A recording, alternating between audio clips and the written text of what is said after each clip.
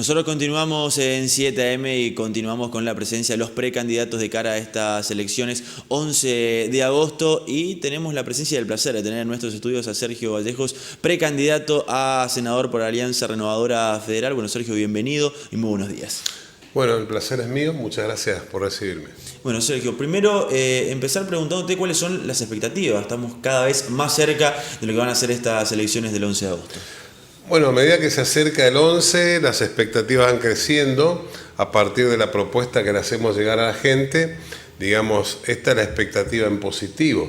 Y tengo que reconocer que hay una expectativa que podríamos llamar por descarte, porque la gente verdaderamente está bastante cansada de una pelea que se viene dando y que nosotros visualizamos, y es por eso que no quisimos ingresar en ese tipo de discusión que se da en las candidaturas a presidente, ya que hay 6 o 7 candidatos, y bueno, escuchaba colegas tuyos en distintos días, a la misma gente la escuchaba de que no hay propuestas, lo que hay es un permanente pasarse facturas, y yo creo que la gente está bastante cansada de esta cuestión. Lo que pretende es una propuesta en concreto, que es lo que nosotros llevamos.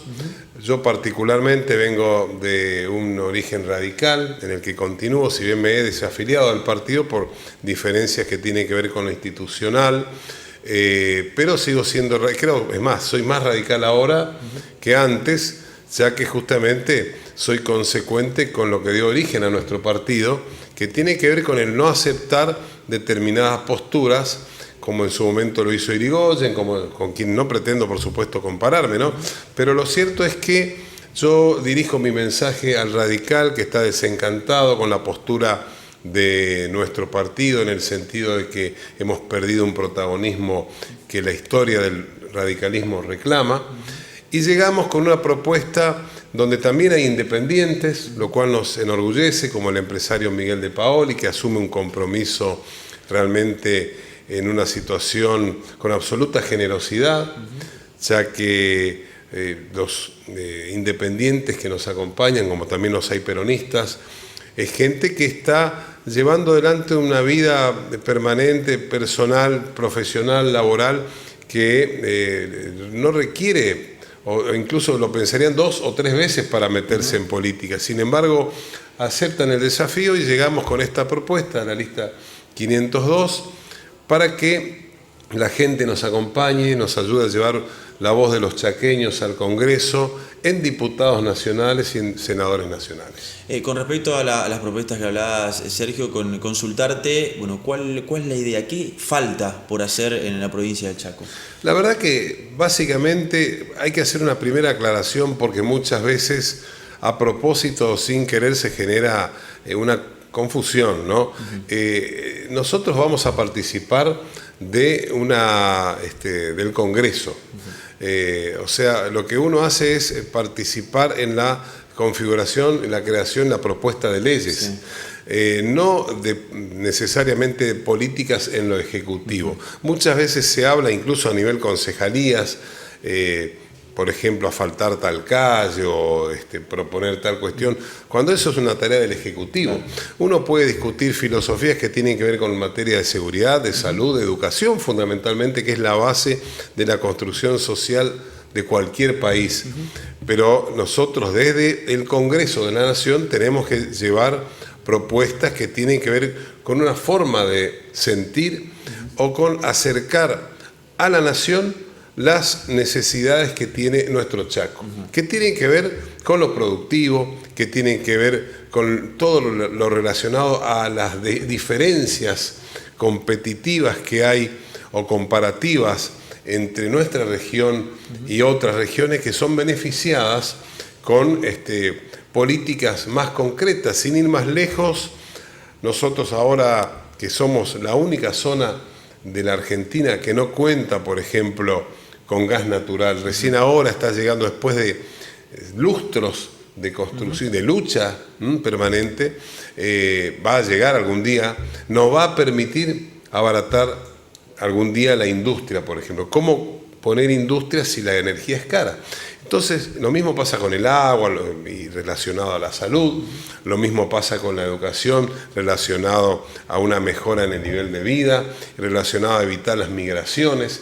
Entonces, todo es un conglomerado de cosas y este es el momento de discutirlas con sinceridad, porque verdaderamente vemos que el gobierno actual pasa factura al anterior. El anterior critica al actual. O sea, yo, por ejemplo, mi postura con relación al kirchnerismo, porque muchos me dicen, como estoy en contra, o sea, no coincido con lo que hace el macrismo, me dicen, te volviste kirchnerista. No, mi postura con relación al kirchnerismo fue clara, pública y contundente durante 12 años. Creo que no requiere aclaración. Quienes plantean esto lo hacen desde una postura cómoda y especulativa. Y con relación al macrismo, yo tengo la autoridad política, porque no solo lo he votado a Macri, he trabajado para Macri, asintiendo lo que mi convención, en aquel momento la Convención Radical, dispuso, y respetando las jerarquías, muy a mi pesar, ya que no estaba de acuerdo, y lamentablemente no me equivoqué. Se han venido dando políticas que son las antípodas de lo que marca la Unión Cívica Radical. El radical que se quiera enojar, que se enoje, pero lo cierto es que esto no es radicalismo. Bueno, o una de dos, o me explican por qué me pueden emparentar esto al radicalismo y me dicen que yo estoy equivocado y lo voy a aceptar, o que digan, no, Vallejo tiene razón, esto no es radicalismo. Después está la otra, el que dice, bueno, lo que pasa es que no quiero que vuelva el kirchnerismo. Yo voto Macri porque no quiero, pero entonces estamos jugando a perdedor. Creo que nuestro partido y la sociedad merece una postura en positivo, y nuestro partido fundamentalmente, creador de la República, con mártires, con prohombres que han construido nuestro país. ¿Es posible que el radicalismo acepte calladamente que ya no tenemos candidato a presidente, ni siquiera a vicepresidente?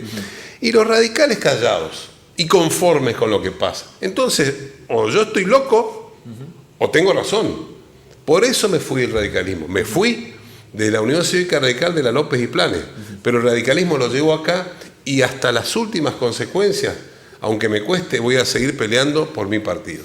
Sergio, ¿cree que esto es un problema, algo que marcaba recién esto de por allí, uno no está de acuerdo con el macrismo y ya cualquiera lo puede tildar de kirchnerista o viceversa? ¿Cree que es un problema hoy en día en la Argentina? Absolutamente, es el problema más grosero que tenemos, porque en nuestro país realmente una discusión adulta, un debate profundo, casi es imposible. Y está comprobado en cualquier tema importante que se plantea. Hace poquito nomás con el tema del aborto, donde verdes y celestes, si los podemos denominar sin ánimo peyorativo, se sacan los ojos. Yo soy una persona que estoy en contra del aborto en todas circunstancias, pero respeto profundamente a los verdes, llamémoslo así, porque se supone que incluso también ellos están en contra del aborto. Entonces, digamos las cosas con respeto. No es posible que el otro que piensa distinto, ya vos lo tenés que vituperar, tenés que decir que es una cosa inmoral. No es así. Uno puede tener razón o estar equivocado y plantear las cosas con altura. En mi casa mismo, yo hablo con esta autoridad, porque en mi casa yo tengo gente, mi familia, mi propia esposa está a favor. Y tengo 2 hijas que están a favor y mi otra hija y mi hijo están en contra. O sea, pero yo, ojo, lo hablamos, lo discutimos con altura. Con fundamentos, digamos. Y no es sencillo el tema, pero la pucha, uno tiene que respetarse. Y lo mismo a la sociedad, volcado a la sociedad. Cualquier tema que resulta que hoy el kirchnerismo es lo peor que pasó en la Argentina, o el macrismo.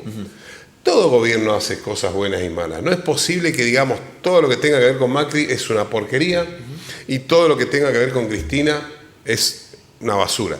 Resulta que después tenemos el salón de bustos presidencial y uno dice que lo voy a visitar, estos son próceres nuestros después, ¿o qué son? Entonces, digamos, estamos construyendo un país que no vale la pena que nuestros hijos hereden. Construyamos un país que que valga la pena ser vivido. Sergio recién hablaba de lo que es este proyecto de ley, o en este caso su postura, estamos hablando del proyecto de ley de interrupción voluntaria del embarazo, y con respecto a lo que es la educación sexual integral, ¿cuál es la postura que tiene? Primero hay que darlo a conocer. Yo estoy de acuerdo con la educación sexual, es fundamental como cualquier tipo de educación. Lo que no se educa y no se enseña, se aprende igual y de mala manera.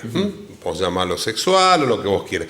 Y yo puedo decirle a los que somos viejitos como yo, que nuestros padres, bueno, sé algunos, pero no nos discutíamos, y estas son las consecuencias. Lo mismo pasa con el tema con mis hijos no te metan, pero se da la circunstancia de que las mayores agresiones que tienen que ver para con los niños se dan en el ámbito familiar.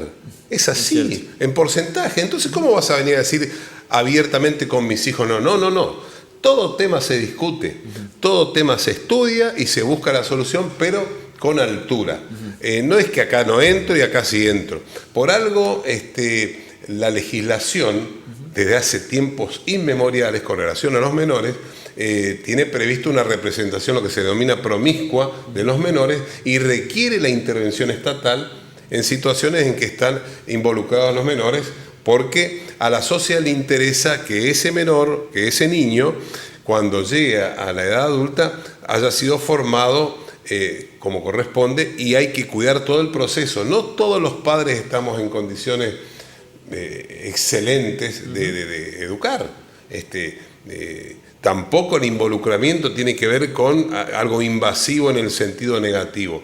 Entonces, hay una gran dosis de hipocresía en todo esto, por un lado, y también de nerviosismo que no aporta nada. Los temas delicados hay que discutirlos con serenidad y con inteligencia, y este es un tema muy delicado, porque estamos hablando del futuro de nuestro país, y las cosas que ocurren cotidianamente son tremendas a nivel violencia de género, a nivel violencia familiar. Si uno va a una comisaría se encuentra que el porcentaje mayor de las personas detenidas allí tienen que ver con situaciones de violencia de género, por ejemplo. Sergio, lo cambio de tema y le consulto si cree que la gente o el argentino ha perdido credibilidad en el político. Totalmente, sí, cómo no. Lamentablemente es así, y lo más triste que asocia esto prácticamente al retorno de la democracia. Y es una falla que tenemos que corregir. Tenemos que involucrarnos en lo que realmente le interesa a la gente. Por eso se explica el resurgimiento de posturas más de tendencia de derecha. Por eso podemos ver que se ve casi con buenos ojos cuando hay actitudes que tienen que ver con la violencia como respuesta a cualquier conflicto que pueda haber. Es cierto, la gente está muy cansada. Ocurre, por ejemplo, con los famosos casos de venganzas callejeras no es venganza la palabra, pero cuando retienen a alguien que está robando y todo lo demás. Bueno, resulta que obviamente si no funciona todo el esquema, yo tengo una postura personal con relación a eso, y lo discuto muchas veces, o lo comparto con gente de política y fuera de ella. La verdad, todo el esquema que tiene que ver con la cuestión penitenciaria, judicial, policial, es una gran hipocresía y que requiere un sacudón de ramas tremendo, porque el sistema actual que plantea que a una persona que comete un delito se lo juzga, se lo sanciona y se lo detiene. Si todo el proceso va bien, en el mejor de los casos si va bien, esa persona es privada de libertad. ¿Y para qué? ¿Quién gana con eso? O sea, el tipo no gana nada, es ir a una alcaidía, a una cárcel, es realmente inconstitucional, porque es realmente una tortura. La sociedad no gana nada porque no se lo resocializa a ese individuo, al contrario, el que entró como ladrón sale como asesino, más o menos, o violador. Se pierde dinero, no se lo reeduca. Es toda una gran hipocresía. La respuesta ante una comisión de un delito es meterlo preso a un tipo, encerrarlo. Nadie gana. Realmente tenemos que rever todo el esquema. ¿Cómo hacer para que, primero, previsión, que esto no vuelva a ocurrir, lo cual requiere atención social y laboral? que esto no ocurra, porque una vez que ocurrió, ya la persona, la víctima o está violada, está muerta o se robó. Después de eso, el que comete el delito, ¿para qué o sea, hay que buscar un esquema innovador verdaderamente que sirva para que esto no ocurra más y para que cuando ocurre se lo pueda reinsertar a la sociedad. Pero es una discusión que se tiene que dar con inteligencia, con ingenio, verdaderamente cambiando todo el esquema actual que, por más que pongan juicio por jurados, por más que pongan cualquier tipo de herramienta jurídica o procesal que pretenda dar respuesta a esto, no la va a dar. No la va a dar porque el problema es otro. Realmente, si todo funciona de perillas, sea el juicio por jurado, sea lo que sea, y esa persona va detenido, lo llevan. ¿Y qué pasa? ¿Que mejora acaso la alcaldía? ¿Mejora una vez que está detenido? ¿O sale peor? Sufre, es un lugar inhumano, el encierro. De donde lo mires todos perdemos. Entonces, si queremos verdaderamente cambiar esto, tenemos que cambiar, pero de verdad. Pero no hay políticas. Si vos tenés una señora como Patricia Bullrich, que cuando agarran 2 saquitos de droga viene a dar una conferencia de prensa y no es capaz de explicar cómo a media cuadra del Congreso mataron a una persona. O sea, eso es grave, pero más grave es que tenga el tupé de venir a dar una conferencia de prensa y nos tome por estúpidos a todos. Eso es lo grave. Nos mienten permanentemente, nos toman de idiotas, se pelean con el otro. La única propuesta que hay es hablar mal del contrincante. Entonces, en ese aspecto estamos complicados. Sergio, hablando de toda esta cuestión, ¿cómo ves en general hoy en día la República Argentina? Yo la veo con un pueblo que debe recuperar la esperanza, verdaderamente. No va mal todo, hasta en el fútbol, ¿no es cierto? Así que tenemos la peculiaridad de que, dada nuestra sangre de distintos orígenes, autóctonos, de inmigrantes, esa mezcla y qué sé yo, estamos acostumbrados a pelearla, ¿no? Tanto es así que cuando un argentino va al exterior, indefectiblemente triunfa, casi siempre, o va preso. Son las dos posibilidades. Estamos en todos lados siempre un argentino. Entonces, ¿pero por qué? Porque si vos encontrás un esquema ordenado, pero ordenado en el buen sentido, uno puede trabajar, creo, bien, pero ¿por qué digo en el buen sentido? Porque yo también lo escucho al señor presidente que nos dice, ahora hemos iniciado, cada vez que un señor se sienta en el sillón de Rivadavia, resulta que empieza una nueva Argentina. Todo lo que se hizo antes no sirvió para nada. Él nos dice, basta de vivir de prestado, y el primero que va a pedir crédito al FMI es Macri. Dice que todo lo otro se hizo mal, lo cual involucra al propio Alfonsín, a Ilía, a todo el mundo. Entonces yo a los radicales le digo, ¿ustedes aceptan esto? O sea, porque básicamente me circunscribo al tema del radicalismo, porque yo he militado 35 años en ese partido, he dado mi vida por el partido. Digo esto porque muchos no me entienden por qué mi postura. O sea, mi vida es la Unión Cívica Radical. Yo lamento si algunos no entienden. Algunos dirán, este es un traidor. No es cierto. Los ideales no son una camiseta de fútbol. Uno se tiene que dar cuenta, porque vos al equipo de fútbol lo seguís en las buenas y en las malas. Y acá no es un equipo de fútbol. Se trata de ideales que tienen que ver con que la gente viva bien. Entonces tiene que tener uno la conducta y darse cuenta cuándo hay que cambiar. ¿Y para dónde va el camino del verdadero radicalismo en este caso? Esto no es radicalismo. Hay un montón de señorones que se han apropiado del sello y especulan con eso. Después hay un montón de gente, la mayoría, gracias a Dios, que permanece en el partido y es gente de primer nivel. Incluso acá en el Chaco, y yo lamento que esa gente no reaccione, y no me explico por qué no lo hace. Yo conozco dirigentes excelentes, honrados, trabajadores, que incluso muchos integran el comité provincial, el comité capital, y no me explico por qué no reaccionan. Si están cansados, les falta un empujón, coraje no les falta. Pero bueno, cada uno maneja los tiempos. Fíjate, Ricardo Alfonsín, hace rato que yo he hablado con Ricardo, pero bueno, nunca se decidía, ¿cierto? Ojalá yo tuviera la posibilidad que tiene Ricardo de visitar medios de comunicación a nivel nacional y llevar un mensaje al radicalismo, un mensaje revolucionario, no un mensaje de agachar la cabeza ante lo que está pasando. Y después si se gana o se pierde la elección es otra historia. Pero vos sos radical. Ese es el planteo.